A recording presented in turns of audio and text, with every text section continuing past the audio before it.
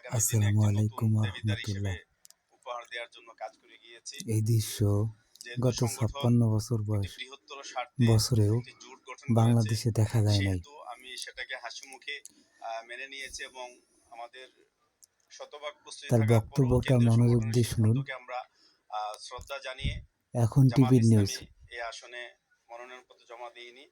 তো আমরা আমাদের এই জোটের মনোনীত প্রার্থী হাসনাত আবদুল্লাহকে বিজয়ী করার জন্য কেন্দ্রীয় সংগঠনের নির্দেশনার আলোকে আমাদের সকল দায়িত্বশীল এবং কর্মী যারা বিগত সময়ে দাঁড়িপাল্লা প্রতীককে বিজয়ী করার প্রায় জন্য 1 বছর আপনারা কাজ ধরে তারা করেছেন, ক্যাম্পেইন আমি করছেন, আশা করব আমাকে যেভাবে আপনারা গ্রহণ কেন্দ্রের করে নিয়েছেন নির্দেশেই করেছেন, আমাদের প্রিয় ভাই হাসনাত আবদুল্লাহকেও কিন্তু আপনারা এখন সেভাবে আবার গ্রহণ করে কেন্দ্রের নেবেন এবং নির্দেশে আগামী দিনে একটি হাসনাত সমৃদ্ধ আবদুল্লাহকে ছেড়ে বাংলাদেশ দিলেন। বিনির্মাণের ক্ষেত্রে আপনারা ভূমিকা পালন করবেন।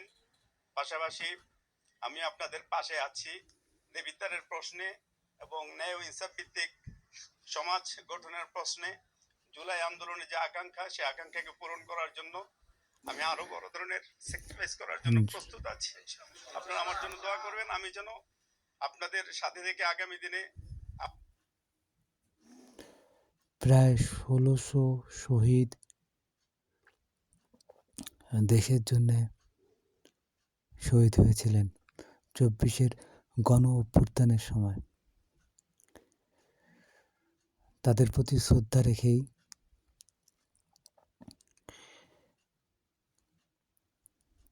সে 1 বছর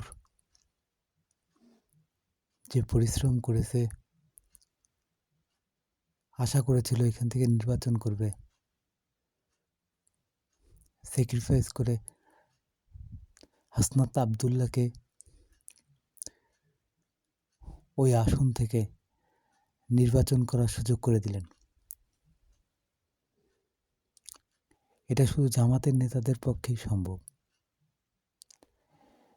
এবং জুলাইয়ে 1600 শহীদ দেশের জন্য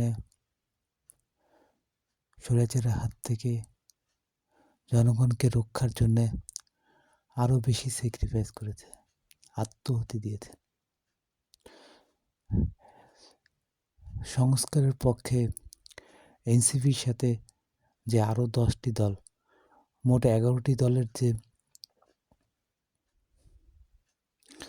জোট তৈরি হয়েছে, তাদের সকলকেই অভিনন্দন জানাই।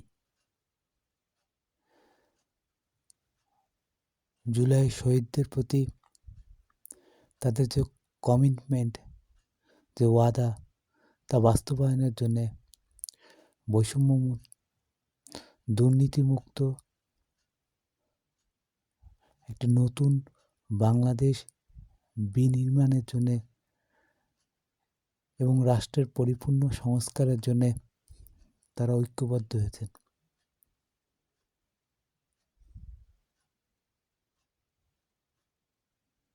আশা করি সকলেই সংস্কারের পক্ষে থাকা এই 11 দলীয় জোটকে সমর্থন করবেন, নিজেও ভোট দিবেন এবং নিজেদের পরিচিত জনকে ভোট দেওয়ার জন্য উৎসাহ দিবেন।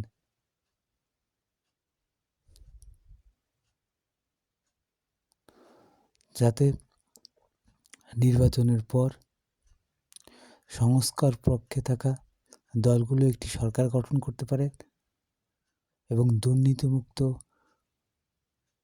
বৈষম্যমুক্ত, চাঁদাবাজি এবং সন্ত্রাসমুক্ত এবং ফ্যাসিবাদ মুক্ত বাংলাদেশ গঠন করতে পারে। হয়তো আমরা অনেকে আমাদের এই প্রিয় দেবিদ্বারের মানুষের যে আকাঙ্ক্ষা,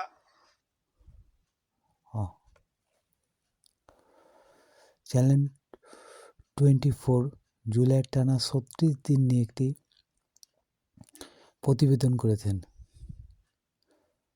প্রতিবেদনের লিঙ্কটি দিয়ে দেওয়া হবে, আপনারা দেখবেন। পুরা জুলাই আপনাদের মনে পড়ে যাবে কত নৃশংসভাবে মানুষকে হত্যা করা যায়, নিজ দেশের জনগণকে হত্যা করা যায় শুধু ক্ষমতার জন্যে। 17 বছর স্বৈরাচার ক্ষমতা দখল করে থাকার পরেও ক্ষমতার লোভ তারা সামলাতে পারে নাই। আর ক্ষমতায় থাকার জন্যে প্রায় ১৬০০ মানুষকে হত্যা করেছে। আর ২১-২২ হাজার মানুষ, নিরীহ মানুষ আহত হয়েছিলেন। তারা যে স্বপ্ন দেখেছেন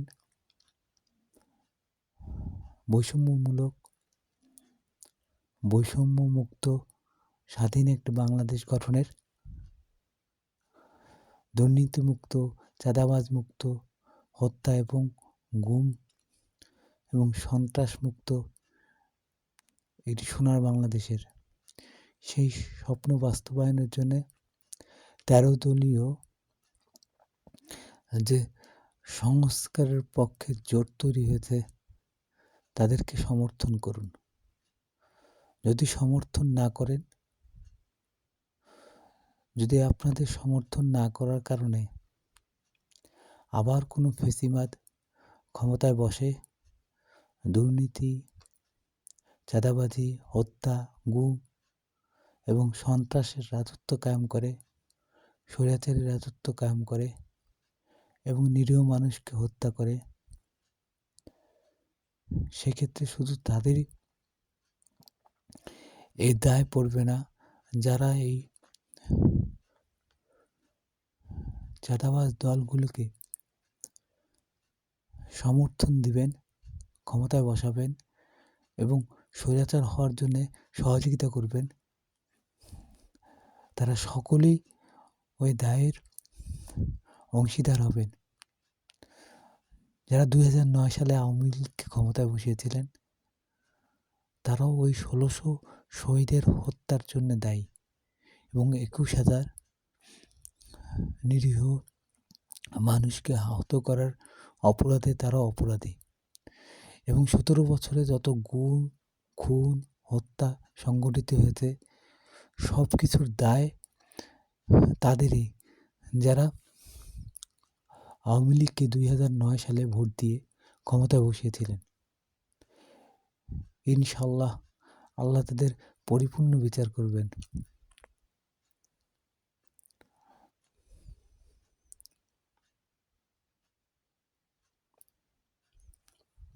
মুসলমানদের মধ্যে স্বৈরাচারী শাসন শুরু করেছিল মুয়াবিয়ার পুত্র ইয়াজিদ ৬৩ হিজরিতে এবং তার ক্ষমতা টিকিয়ে রাখার জন্য নবী পরিবারের সবাইকে সে হত্যা করেছিল। নবীর নাতি হাসান ইবনে আলী সহ সকলেই কারবালায় শহীদ হয়েছিলেন। তবুও তারা এই ফ্যাসিবাদ বা স্বৈরাচার ইয়াজিদের কাছে বায়াত গ্রহণ করেননি। এটা সত্য এবং মিথ্যার লড়াই। পবিত্র কোরআনে সূরা বনী ইসরাঈলের ৮১ নম্বর আয়াতে আল্লাহ তাআলা বলেছেন,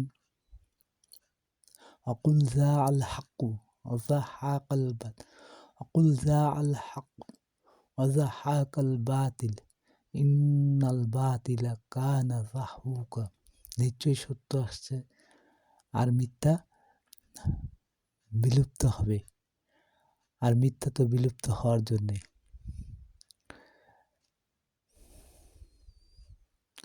জুলাই চেতনা নিয়ে এবং সংস্কারের দাবিতে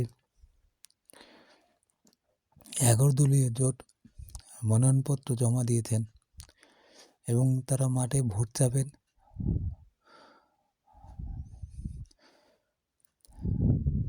আপনারা যারা সংস্কারের পক্ষে ছিলেন এবং জুলাই আন্দোলনের পক্ষে ছিলেন, তারা সকলেই নিজেই ১১ দলীয় জোটকে সমর্থন করবেন, ভোট দেবেন এবং আপনাদের পরিচিত জনকেও ভোট দেবেন, যাতে সত্য এদেশে প্রতিষ্ঠিত হয়।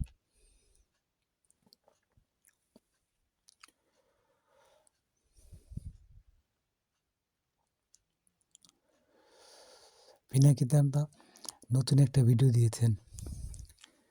ভিডিওর কিছু অংশ আপনাদের দেখাই, লিঙ্কটা ডিসক্রিপশনে বক্সে দিয়ে দেওয়া হবে। সেনাবাহিনী এই জায়গাটা খেয়াল করবে। স্বরাষ্ট্র মন্ত্রণালয়ের নিরাপত্তা ব্রিফিং আপনি পাবেন সব জায়গায়। করা হয়েছে এটা সিভিল ফোর্স করবে। সেনাবাহিনী মোতায়েন করা হবে বলা হয়।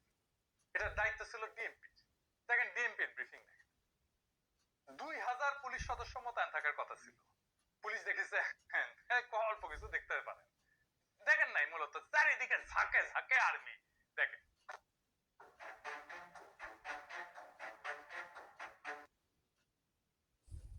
দেখছেন, ভালো করে দেখুন। হাদির হত্যার হুমকি পেয়েছিল অসংখ্যবার। সরকারকে, স্বরাষ্ট্র মন্ত্রণালয়কে, পুলিশকে, থানায় তিনি ইনফর্মও করেছিলেন, কিন্তু 2-4 জন পুলিশ দিয়ে তার নিরাপত্তা দেওয়া হয়নি।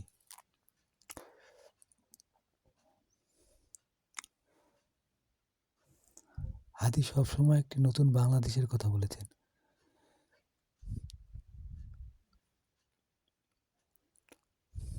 তিনি এক নতুন বাংলাদেশের স্বপ্ন দেখতেন। তিনি জুলাই বিপ্লবের অন্যতম নেতৃত্বদানকারী ছিলেন এবং পরবর্তীতে ইনকিলাব মঞ্চ প্রতিষ্ঠা করেন। তার কোনো নিরাপত্তা ছিল না। আর 17 বছর হানিমুন করে জিয়া পুত্র তারেক বাংলাদেশে পা রাখার পর হাজার হাজার পুলিশ, সেনাবাহিনী তার নিরাপত্তার জন্য ঘিরে রেখেছেন। 17 বছরের ফ্যাসিবাদকে এদেশ থেকে বিতাড়িত করার জন্য সাধারণ মানুষের সন্তানেরা রাজপথে জীবন দিয়েছে। আর এখন ক্ষমতার লোভে তারেক রহমান 17 বছর পর দেশে এসেছেন, নির্বাচন করবেন, প্রধানমন্ত্রী হবেন। আপনারাই চিন্তা করবেন কে দেশের জন্য কাজ করেছে, কে 17 বছর দেশে থেকে স্বৈরাচারের নির্যাতন ভোগ করেছেন এবং কে দেশে থেকে জনগণের মুক্তির জন্যে নিজের জীবনের তাজা রক্ত বিলিয়ে দিয়েছেন, নিজের জীবন তুচ্ছ করে মানুষের জন্য কথা বলেছেন, অথচ তারা নিরাপত্তা পায়নি। তাদের খুনিরা হত্যা করে নিরাপদে দেশ ছেড়ে ভারতে দিয়ে বসে আছে। এই ব্যর্থ সরকার বিপ্লবী সরকার হতে পারে না।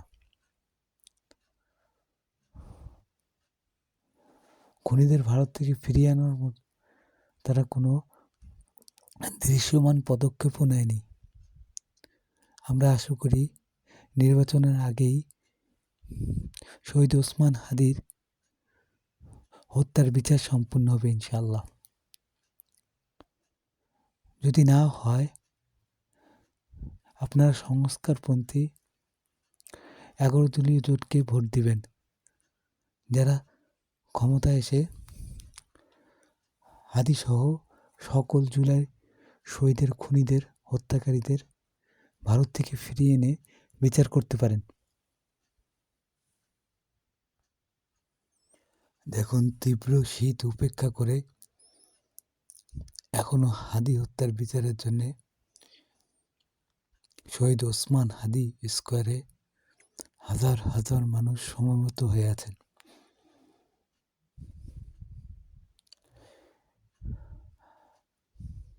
আপনারা যদি সংস্কারের পক্ষে ভোট দেন, তো ইনশাল্লাহ হাদি সহ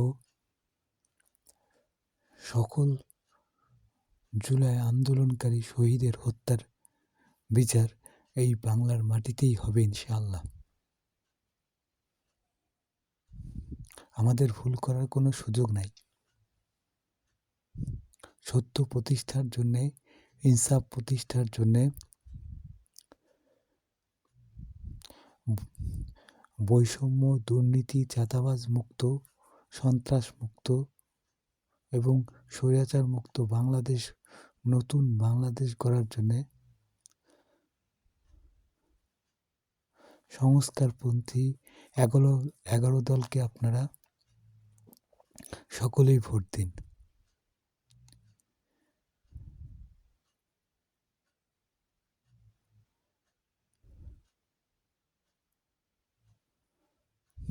আপনারা ভালো থাকুন।